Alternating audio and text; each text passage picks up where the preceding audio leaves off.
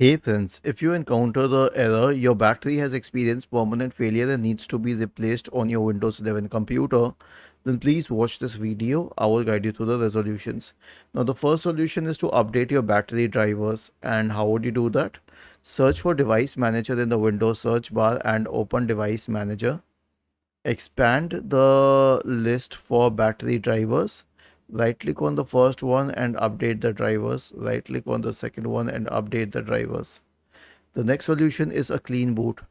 Search for system configuration in the Windows search bar and open system configuration.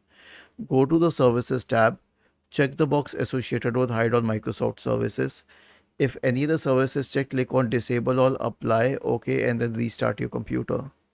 The last solution will be to replace the battery. Why? Because see, here's the thing, there's nothing else that you can do other than updating the battery drivers and making sure that a third party service is not causing the problem. So if that doesn't help, then simply replace the battery. Was this helpful?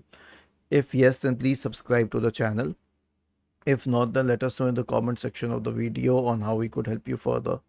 Thank you for watching this video and have a nice day.